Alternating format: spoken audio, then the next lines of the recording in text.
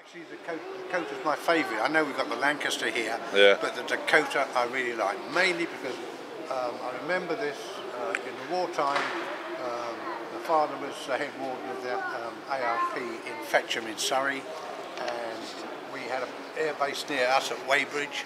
And when Arnhem happened, I was out one day before I went to school, and I noticed, I saw all these Dakotas with all the halls of gliders being towed, which was absolutely fantastic. You know, it was something as a young boy, you know, really, really nice.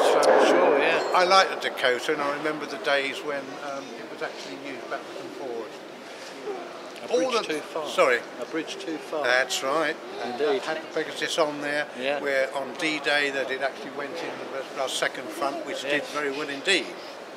These particular aircraft, they are depicted with different types of squadron. We keep the squadrons up to date. Similar to 617 squadron, which we all know is down buzzer. So this one here, D-Day, black and white, so we actually did this in the colours. Very nice old aircraft. Royal Canadian Air Force used to have these in the 30s, and they had so many, and they distributed and they sold them off. We had quite a number here. We've just come down from East Kirkby. They've got one in the hangar there now. And we had a group. I had a group last week, and there was an American chap. He said, "Well, my friend owns one, so you know, so fine, you know, stock there, so that's fine, you know." And they were doing actually two young ones up. One was in America and one was here, and that's how they got friends. The two of them, they build them in the garage at home, but they're really, really nice. Big garage. Precisely. So. Well, this is probably a garage to one of them, isn't it? Yeah, that would be, or dining room. Indeed. But it's a nice, about 218 knots, Pratt & Whitney Wasp engines, which are very nice, 15-cylinder air-cooled engines. And they're replaceable. Americans, a lot of things, a Stearman, lots of aircraft have got this particular engine, which is a good old American engine. It's a steadfast one. Good old workhorse. Of course, I used it in the Berlin airlift, which was quite good with dropping, and you also use it as casualty air evacuation. You could turn these into a hospital, hold 29 people, and of course, naturally they're useful for airborne.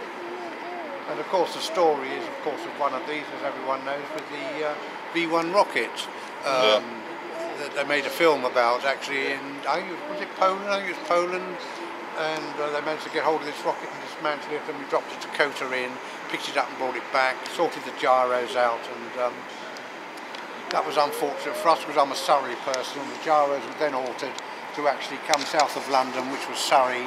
So, you know, going to school, I used to see the V1s. In fact, my school was evacuated from Tulse Hill and into Effingham in Surrey, and we got bombed in Tulse Hill, and then when we evacuated to Surrey, we got hit by a V1 rocket down the road about 400 yards away, and the roof caved in. But that was good fun. We were young kids.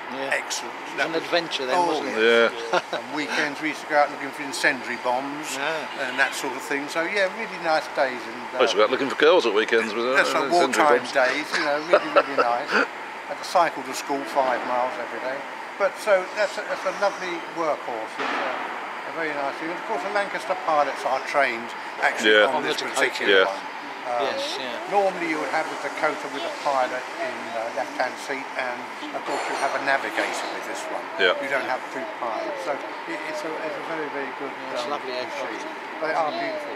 This was out flying last week. That's all ready to go now. And I think where you're lucky today, the Lancaster's out on, so it's outside. I wonder where it was. It might be running the engine up, it might go off, you don't know. Weather's not too bad, but remind me when we get to the end, it's not on the tour, we go outside the end door so we can see the Typhoons and the Lancaster on this side. I just saw, I came in here not so long ago and it was in there, so it's out. And we close the doors, so it's, they might be doing work on it. You'll soon hear it if they start the engine. Unmistakable. So that is the Dakota, and that's one of the favourites. As I say, if there's any questions, fire them at me. If I can answer them, I will. It's the first time I've seen it inside in this hangar, actually. The Dakota's either normally out or it's outside. That's right, or it's normally not here at all, because next week... time of the year, we've not been this time of the year before. No, so it's the best time, because they're just finishing them now. If you've been here 3 weeks ago, they're all skeletons. So Yeah, we were going to come in January, but we couldn't get the time off, so that's why we decided right, to. yeah. They're all skeletons then, but now we've got some finished. The Mark 19, that's finished. That's facing this way, so we'll sort that one out shortly. This one was flying last weekend, hurricane, but why they've got it all stripped down like that, I don't know, because it was out flying, so they must have had something wrong with it. It's back in again with everything off it.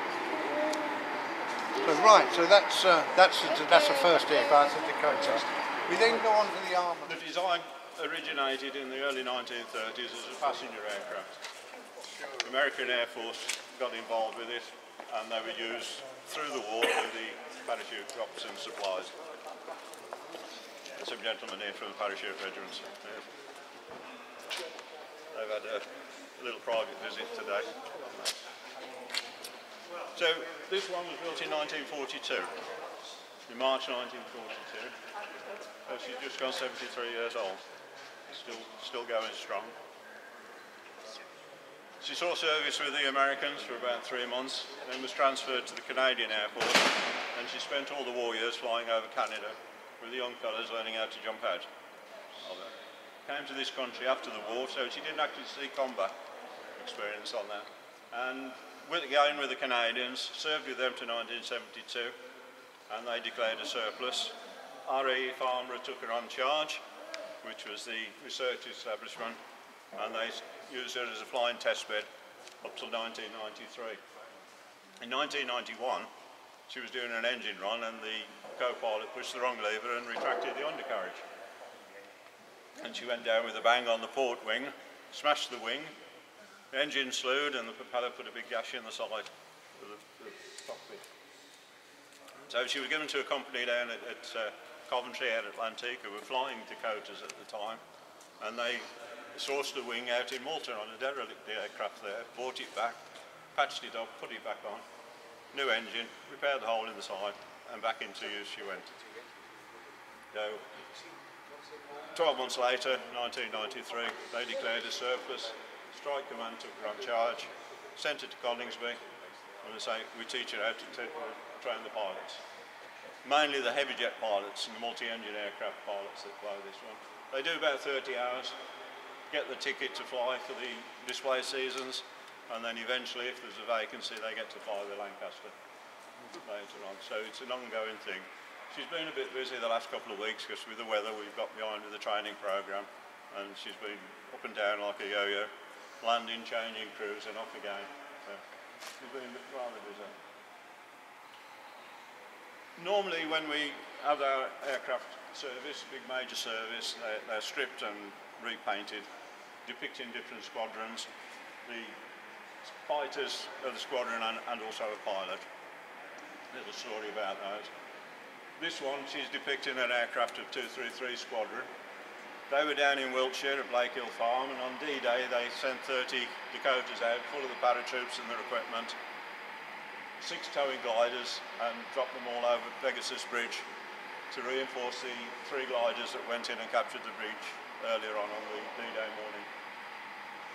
And then 6 days later, the nurses on the program of the station were called into a big meeting, told what was happening in Normandy, and 3 young ladies, three girls there.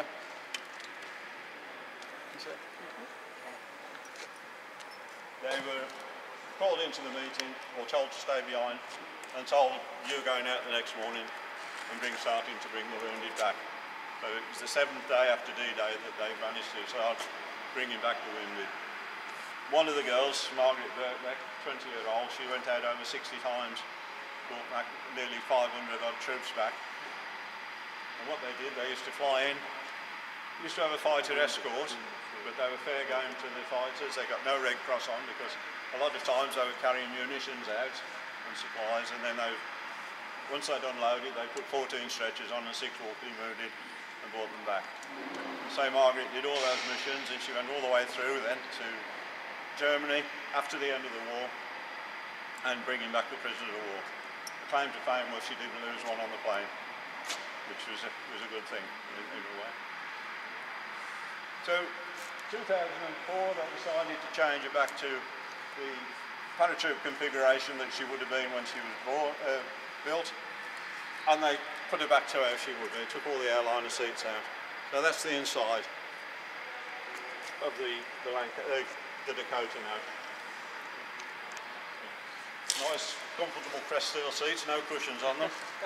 And what it was they were wearing the parachute, so the parachutes were the cushion, which was basically the same as the fighter pilots. Their cushion on the seat was the parachute. And with them going into the pack, they were packed quite tight, so they were not very comfortable. Fortunately, they were only up in the air about an hour and a half this time, so it wasn't too bad on that. And when they took all the soundproofing off the top of the fuselage, there's all the signatures of these young Canadians in it, which they didn't know about. So they've done that. One little story about, well, got a little bit more. She's got the black and white stripes on, which are the D-Day markings, which were just recognition stripes for the ground troops.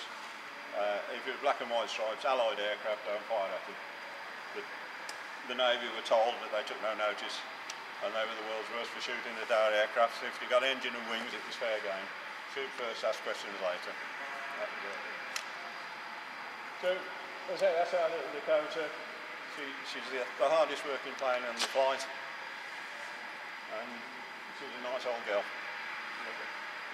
Little story, just on the top you can see there's that little goldfish bowl, upstern goldfish bowl, which is the astrodome where the navigator looked out to get his fix on the stars or the sun.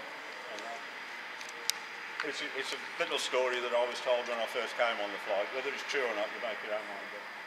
But the Russians made some of these, they copied them. And they didn't put the astrodome on, they put a little chimney in it and a wood burning fire inside because it's too cold in Russia.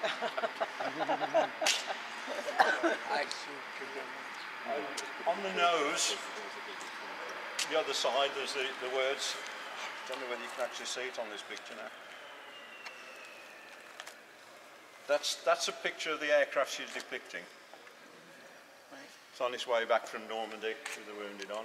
And you can see there's the nose, a bit of word on the nose, spelt with a KW, and it's Kwicherbichen, which is an Americanism. And it appeared that one of the American pilots was flying that particular aircraft, and the noise from the back, or the moans and groans from behind, he put his head round the door and shouted back down the fuselage, "Oh, stop your moaning, Kwicherbichen." You know, so that's what she's named, unfortunately. That's good.